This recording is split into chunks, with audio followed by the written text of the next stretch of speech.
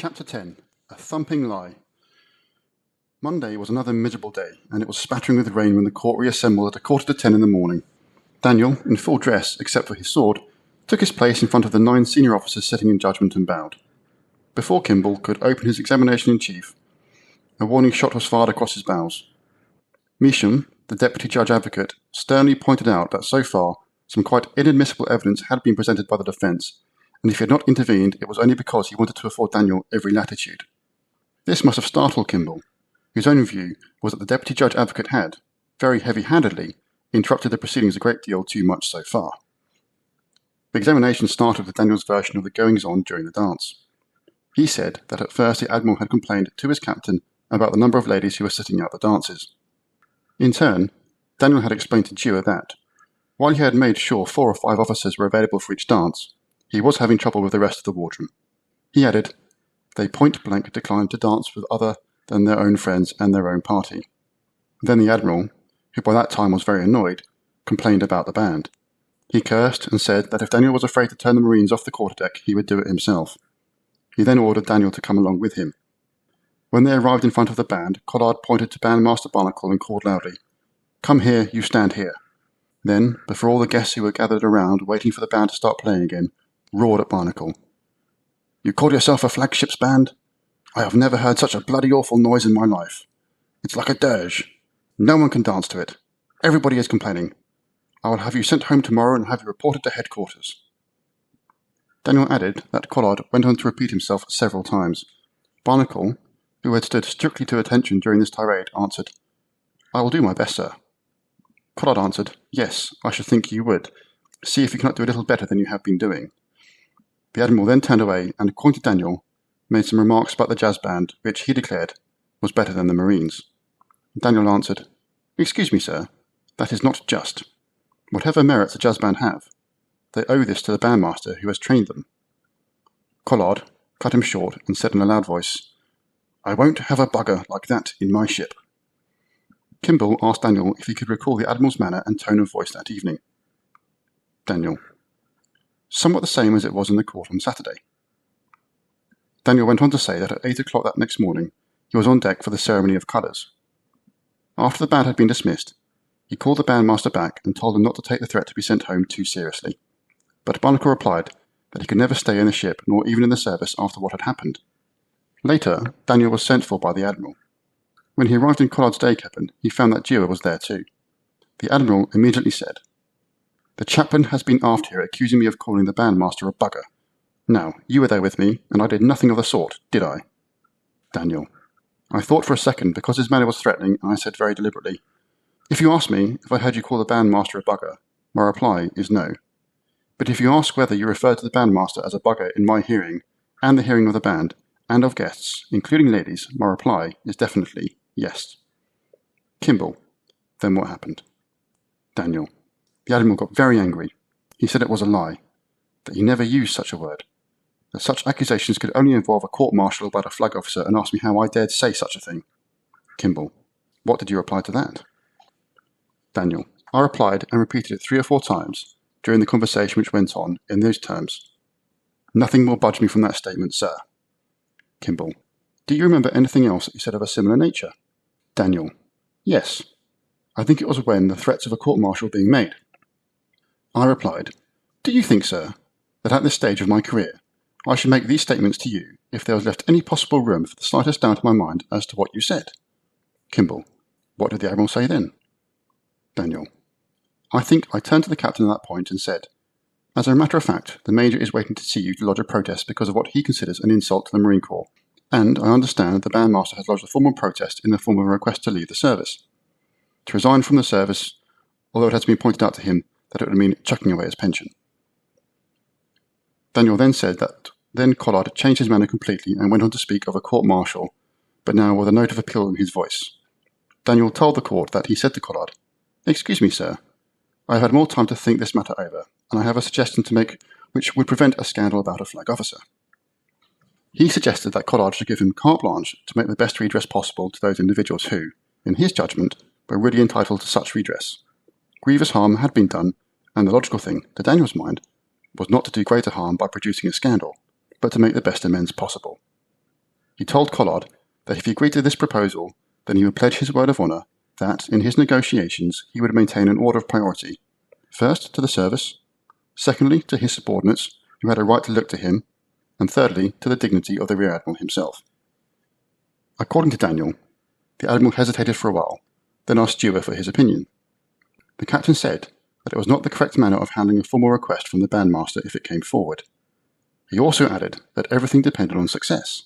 As for himself, he felt that his responsibility was to the ship, and that it was important that he could have some guarantee that such a thing would not reoccur. Dewar ended by saying that he could not think of a better suggestion than Daniel's. The accused told the court that Collard then said some very nice things and wished him success. Then Daniel saluted and left the day cabin. The first person he met outside was Atwood, the major who commanded the ship's Royal Marines. Daniel said that he told Atwood that he had managed to get a full apology from the Admiral and hoped that it satisfied his feelings about any stir on the Marine Corps. Atwood replied, "I place myself entirely in the captain's and your hands. I am damn glad not to have to press this matter, but I must make reservations. If anything like this occurs again, then I am going to refer to this matter." Daniel said he answered the Major by saying, "That is perfectly all right. That is precisely the line taken by the captain, and now our task is to turn this bloody awful incident to the advantage of the ship by getting the most credit for the Admiral out of his apology." After that meeting, he went to his own cabin and sent for Bandmaster Percy Barnacle. First, Daniel hedged a while until he was certain that Barnacle's main grievance was that he had been called a bugger. Then, according to his own evidence to the court, he told Barnacle a thumping lie. He explained to the little Marine that when the Admiral had been told of the Bandmaster's hurt feelings, he had expressed horror and had directed Daniel to convey a sincere apology. Then, Daniel went on to tell Barnacle, "I think you will agree with me that it is an extraordinarily generous message from the Rear Admiral." Not surprisingly, Barnacle agreed and said he was very grateful. Going by Daniel's own evidence, having lied to both the Major of Royal Marines and the Bandmaster, for never once in that evidence did he ever suggest that Collard had even considered an apology, he returned to the Admiral's day cabin and reported his successful mission. Seemingly, Collard congratulated him on this tact and the bold course he had taken and said, "Thank you very much for getting me out of this nasty hole." What the 9 captains trying him must have thought of that readiness with which Daniel owed up to such trickery, and whether they wondered what reliance they could put on the rest of his evidence would be discovered later. Daniel continued his evidence by describing his peacemaking overture to Collard the next day by inviting him for a cocktail in the wardroom. After that, he said, his relations with the Admiral were very cordial, and he dined with him twice. Cordial right up until March 5th, when Collard had sent for his barge. By now the court was becoming impatient. It felt that it did not need all this long drawn-out detail. It stopped short of indulging in heavy sighing and taking out its watches, but the President interrupted by saying that it did not need a great deal of detail. Obediently, Daniel described the incident briefly, and then went on to give evidence about the Admiral's return the next afternoon. He said everything was ready for Collard's reception with men on the quarterdeck waiting to hoist in the barge with the main derrick. The captain had impressed on him, only that day before, that, in accordance with the Admiral's wishes, boats, particularly the large boats, were never to be left behind when the ship was out on exercise. Royal Oak was setting out for practice that afternoon. Then, he went on, the barge came alongside and the Admiral jumped out. I took up my position at the sloop inboard for manning the side. When the Admiral's head appeared level with the top gangway platform, he told the quartermaster to take his boatswain's pipe out of his mouth and lower the boat rope. This surprised me. The Admiral then stood on the platform and proceeded to direct sideboys, messengers, to jump down the ladder. He stood on the platform, giving these orders in very rapid succession. I saw officers were handling luggage themselves, men were running up and down the ladder, and there was a big commotion. Then the Admiral leaned over the gangway platform and said to the barge that she was to return. The Admiral came inboard. He walked straight past the officers who were at the sloop, looked right through us, looked right through the captain and cut him dead, and then walked after his hatch. There was the whole of a watch for exercise manning the derrick, guys. Certainly more than 50 men were quite close and must have seen the whole incident. Kimball, can you describe, in a single phrase, the general impression you got of the Admiral's manner on this occasion? Daniel, a deliberate insult.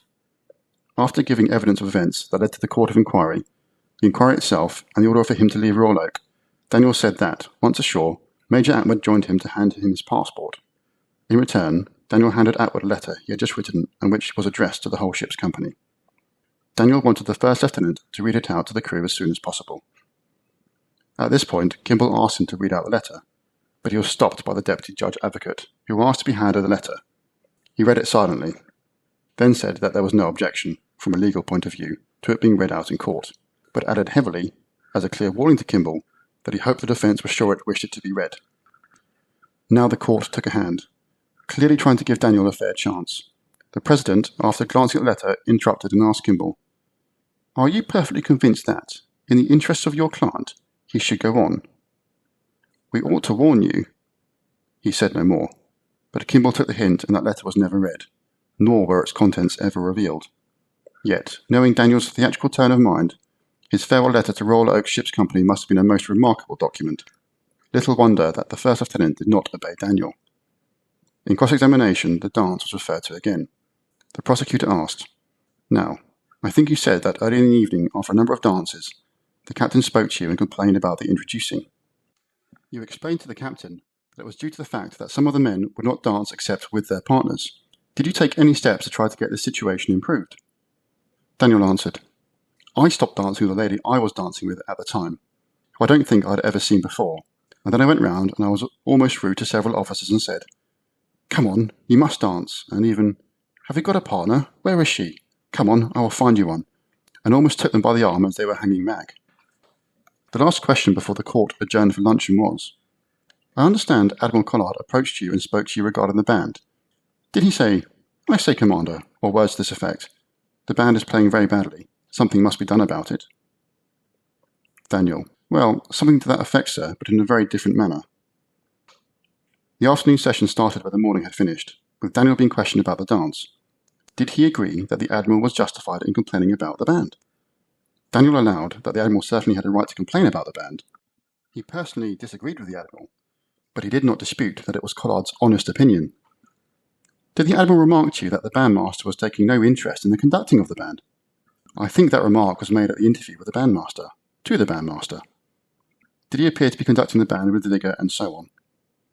The bandmaster is not one of these violent conductors ever. He is of the very quiet type which seems to be successful with that band.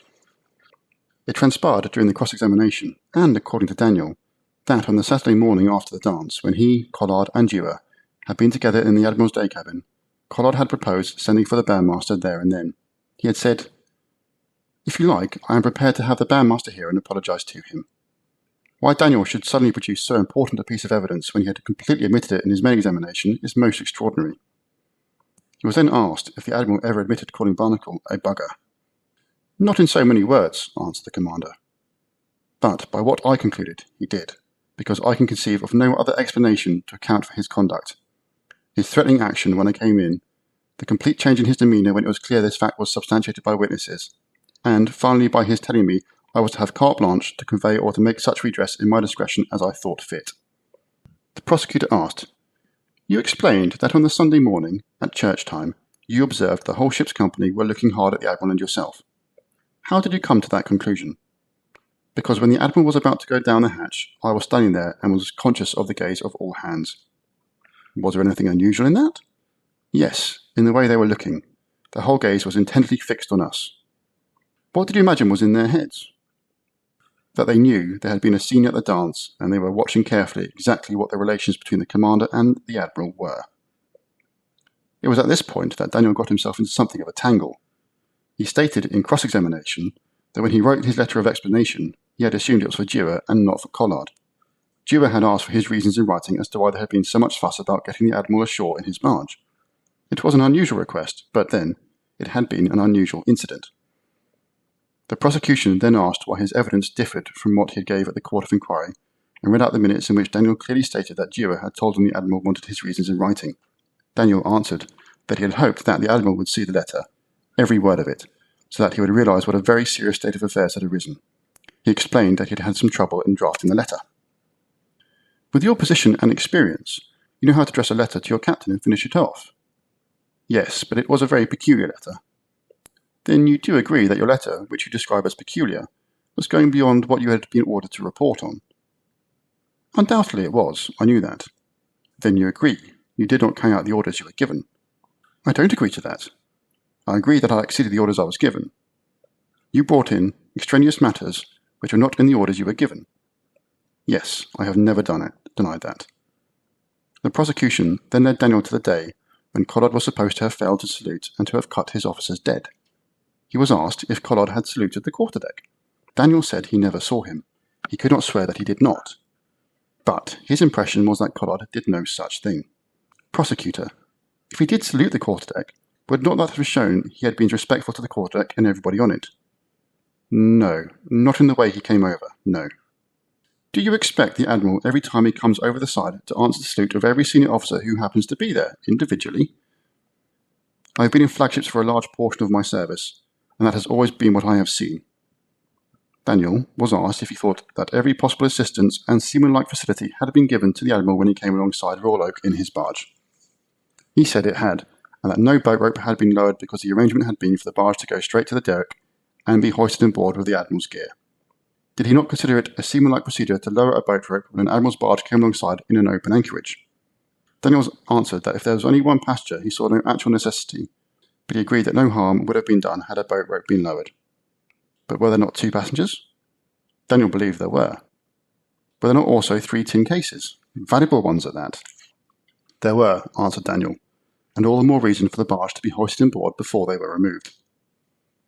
When he was asked if he considered if there was anything unusual or un-officer-like in an Admiral, when he was halfway up the ladder, as Collard had described himself, looking down and seeing his valet struggling single-handed with his gear, in shouting to the side boys and the corporal of the gangway to go down and lend him a hand, Daniel gave the remarkable answer that he thought there was. The prosecutor returned to the letter that Daniel wrote to his captain. Do you agree, he asked, that the result of your including in your letter extraneous matters outside the orders you had been given led to very considerable delay in your reasons in writing being handed in? Daniel: undoubtedly yes. For a comparatively simple incident? That is a matter of opinion. Anyway, you were given orders sometime after 9:15 p.m. on the 5th of March, and they were eventually received in manuscript signed by you on Thursday the 8th of March. I won't swear to signed, because I knew it was going to be typed. Now, when you decided to include in your letter matters outside the scope of your orders, I presume you realised you were taking a serious step. Yes, in the degree that any report to my captain is serious. And a report which contained criticism of a superior officer would be even more important and serious. It would be if I made personal criticisms about my superior officer. Did you consider that if your captain forwarded your letter, that the Admiral and yourself could not possibly both of you remain in the same ship? Did you expect the Admiral would be superseded? I did not, sir. Did you appreciate you would possibly be removed? I did, when I knew the captain was forwarding the letter. Paragraph 8 of your letter says, in the course of subsequent inquiries as to what had led up to the Admiral's fury, do you consider that a respectable way of speaking of your Admiral? I tried many phrases to indicate what the state of the Admiral was. Anger, upset, I don't know how many. But I chose that word as being the most accurate description. A man can be very angry, and can still be more angry by being furious. I will read on. I learned incidentally that he had told the captain in a loud voice and heated manner, in the presence of seamen moreover, that he was fed up with the ship. My informant stated that he felt disgusted at what he considered was the insulting behaviour of the Admiral to the captain, although he did not hear in detail the rest of the abuse. Who was your informant? Will you tell the court? Must I, sir? He is a very junior officer. I don't wish to press this informant, a very junior officer. Did not hear the details of any further abuse. And how did your informant know there was any further abuse if he didn't hear it? He heard a certain amount which I summarised, and he told me he heard angry voices and saw gesticulations, and the whole effect was to disgust him. Do you think he was eavesdropping? I think I should say quite impossible. It is the custom of the service, is it not, and I presume it is carried out in the Royal Oak. When senior officers are on deck talking, all junior officers clear off to the other side of the deck. Yes, but if the row was a big one, it would have to be a very big deck. You were there at the time? Yes. Did you hear anything? No, I didn't. Can you account for that? Because I was very busy with the ladders. I had definite work to do, and I expect I was making a good deal of noise myself. What attempt did you make to corroborate your informant's story?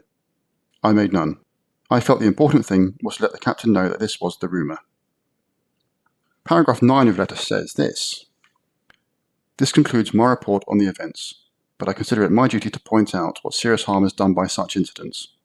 On the last occasion, great pains are necessary to restore the respect of the Admiral in the public opinion of the wardroom and of the lower deck. and I feel confident that this has been achieved. The last of these, I presume, refers to January the 12th. Why rake it up again? Because of the remarks in the wardroom, which had used the words "another bust-up on the quarterdeck," and also the captain had reserved the right of referring to this matter should a further incident occur, and I had no doubt it was in everybody's mind. The whole thing surged up again. Do you agree that any reservations the captain made were no business of yours? I don't think I do. I consider it my job as commander to understand my captain's reservations. And you raked it up on your own, did you? It was less than 24 hours since Captain Calvé, the amateur prosecutor, had been chided by the court for asking nothing but a succession of leading questions. Clearly he had spent the night in study and research. His cross-examination already had Daniel bothered. Now he was to strike deeper. He asked the witness to explain why he had written that the discipline and morale of the ship was grievously affected. In answer, Daniel had to admit he had only the chaplain's word for this. He said that when he first joined the ship, he had instructed the chaplain to listen to lower deck conversations and to report their general mood. At the same time, he had pledged his word that he would not press the chaplain for names or any other details that would put the man of being in the position of a tale carrier. Daniel said he had other sources to sound out morale in Royal Oak, but in cross-examination, and pressed over and over again, he had to confess he had never used them. Not the Marshal-at-Arms, not the Royal Marine Sergeant Major, not the Chief Stoker. The prosecutor: Yet you felt justified in writing, "This has had a very serious effect on discipline and morale." That was my honest opinion. And this authority, I understand, was a chaplain and no one else. I questioned certain lieutenant commanders. I also questioned... Excuse me, am I right in saying you questioned them after you had written the letter? Yes, I consulted no one before I wrote it. The cross-examiner brought up the matter of the reading of Dewar's letter to the warden just before the court of inquiry. Daniel was in for another rough ride. Yes, he admitted, he did know that the captain's letter had been marked secret. No, he had not had the captain's permission to read it, but he could not think of any other way of finding officers who could give evidence on the various points raised in the letter. No, he did not agree that it would have been quite sufficient and very simple to ask officers to give evidence for or against incidents that had happened on 12th of January, the night of the dance, on 5th of March, when the Admiral landed, and on 6th of March, when he had returned on board. Yes, there were quite a number of junior officers present, and he did consider it in the best interest of discipline and of the Navy that they should hear the captain's letter being read out. Why? If he was not certain which officers could give evidence, did he not send them all along to the inquiry so that the court could decide? Because it was contrary to the captain's wishes? No. The captain would not have placed him under arrest if he had taken along all the officers. The prosecutor: I must refer you to your own letter once again. Paragraph 10. Apologies would serve no useful purpose, but assurance is urgently necessary that discipline, which must depend upon respect for rank, will not be undermined in this way. Do you suggest you are living up to the axiom by reading your captain's letter to this assembly of officers? I do, sir. Do you realise, once this letter had been read out to the assembly of officers, the question of its being secret had passed beyond all bounds of control? I do not consider that as true, sir. As far as I know, the officers of the ship have been extremely loyal in not talking about the contents of that letter. The incidents given in the letter were freely discussed. I gave them no news they didn't know. Kimball re-examined his witness for a few moments without taking matters any further forward, or, for that matter, strengthening Daniel's case. Then the court itself took a hand. The President asked a simple question that had Daniel floundering. When the Admiral had boarded Royal Oak from his barge that afternoon in March, was he wearing plain clothes or was he in uniform? Daniel answered, I can't swear to it. I think he was in uniform. The President echoed his answer. You can't swear to it. Daniel's reply was, No, I can't absolutely swear to it. It would be hard to think of a more astounding answer from a naval officer who had just given evidence against the Admiral for humiliating his captain in front of the ship's company by not saluting. For if Collard was wearing plain clothes, it would have been quite impossible for him to salute. True, he could have raised his civilian hat politely, and no naval officer ever went bareheaded, but the court did not explore this possibility. In its view, enough time had been wasted already.